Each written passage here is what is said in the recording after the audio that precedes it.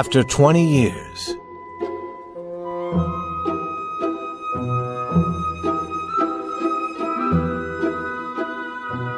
The cop moved along the street looking strong and important. This was the way he always moved. He was not thinking of how he looked. There were few people on the street to see him. It was only about 10 at night, but it was cold, and there was a wind with a little rain in it. He stopped at doors as he walked along, trying each door to be sure that it was closed for the night. Now and then he turned and looked up and down the street. He was a fine-looking cop, watchful, guarding the peace. People in this part of the city went home early. Now and then you might see the lights of a shop or a small restaurant, but most of the doors belonged to business places that had been closed hours ago. Then the cop suddenly slowed his walk. Near the door of a darkened shop, a man was standing. As the cop walked toward him, the man spoke quickly.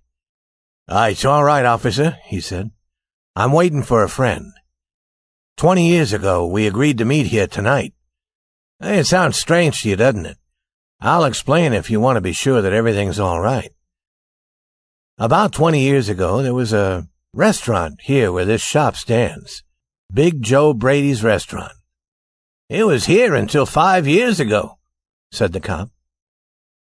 The man near the door had a colorless, square face with bright eyes and a little white mark near his right eye. He had a large jewel in his necktie. 20 years ago tonight," said the man, "I had dinner here with Jimmy Wells. He was my best friend and the best fellow in the world. He and I grew up together here in New York, like two brothers. I was 18 and Jimmy was 20. The next morning, I was to start for the West. I was going to find a job and make a great success. You couldn't have pulled Jimmy out of New York. He thought it was the only place on earth. We agreed that night that we would meet here again in 20 years. We thought that in 20 years we would know what kind of men we were and what future waited for us." "It sounds interesting," said the cop. "A long time between meetings, it seems to me. Have you heard from your friend since you went west?" "Yes, for a time we did write to each other," said the man. "But after a year or two we stopped. The West is big. I moved around everywhere, and I moved quickly. But I know that Jimmy will meet me here if he can. He was as true as any man in the world. He'll never forget. I came 1,000 miles to stand here tonight, but I'll be glad about that if my old friend comes too." The man waiting took out a fine watch covered with small jewels. 3 minutes before 10, he said. "It was 10 that night when we said goodbye here at the restaurant door."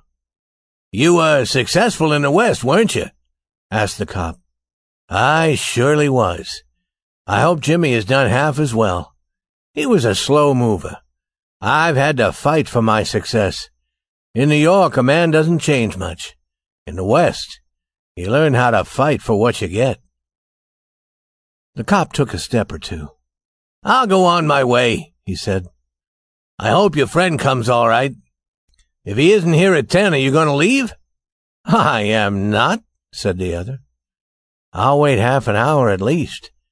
If Jimmy is alive on this earth, he'll be here by that time. Good night, officer."